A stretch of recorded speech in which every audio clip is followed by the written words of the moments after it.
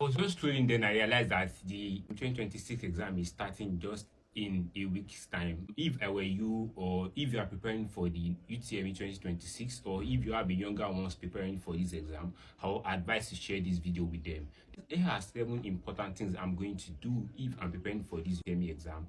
And here are things I'm giving you this based on someone who has written the exam several times, how to achieve 300 plus or at least 280 in the next UTME if you have 7 days. The first thing first, you stop trying to read everything, because at this point you can never cover everything, no matter how less prepared you are. But I believe that even if you have not been reading at all, within these next 7 days, you can achieve a lot just by watching this video. Firstly, there is no point trying to fight it. You cannot cover everything. So there is no point for you trying to read everything.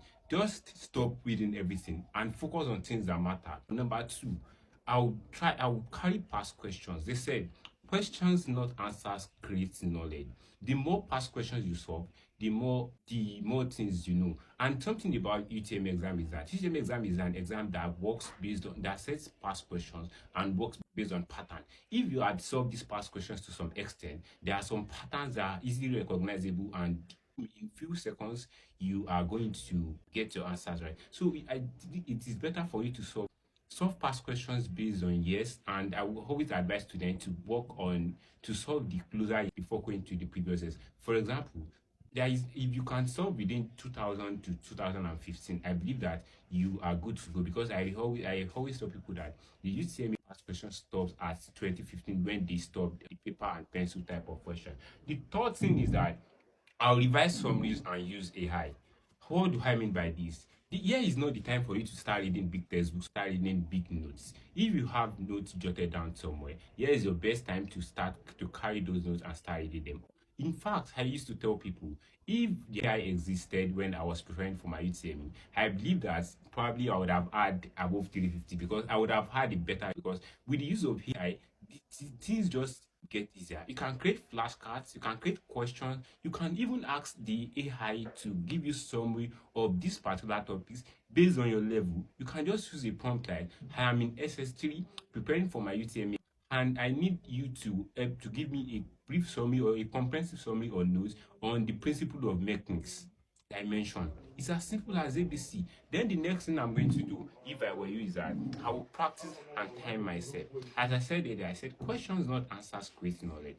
Here is the time for you to practice yourself. For a UT exam, you are expected to solve 180 questions in 120 minutes, meaning that for each question you have 40 seconds. Meaning that you are not just working on being accurate, you also have to work on your what? On your speed. So the more you practice, the better you become. The next thing I'm going to do, if I were you, is that I'll focus on my weak topics or subject. Let's say, for example, I'm offering physics, chemistry, and biology, and English and biology are my weak areas of subject. I'll focus on this one more and spend more time on these weak areas, because I know that these are my surest bet for me to make more marks. Because this exam, you are not just preparing to get you are not just preparing to pass, you are preparing to get as much score as possible to make you among the competitive students among your peers. Then the next thing I'm going to do after focusing on my AB areas is that I will not abandon my strong subject. Meaning that this is not the time for you to say I'm good in physics and abandon it. No, you are already good, and I believe that you can always strengthen it. Meaning that you can get more marks in your strong subject and in your strong areas by what? By revising whatever you've read before, solving more questions from what you have solved in this exam. I believe that with this one, you are good to go. Then another important thing is that avoid panic reading.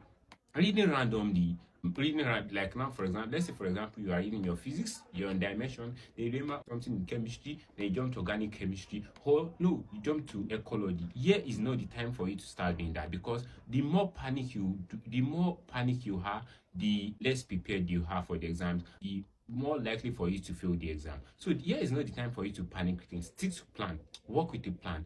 If you need a stickable plan for your next exam, you can type in the comment section. Just type plan. So maybe if I see enough people requesting that in the comment section, I can work out a 7 days plan for you to finish the whole syllabus of JAMB, and you are going to get a very good score. Then the last thing is that check the chemistry tutors on TikTok helps you.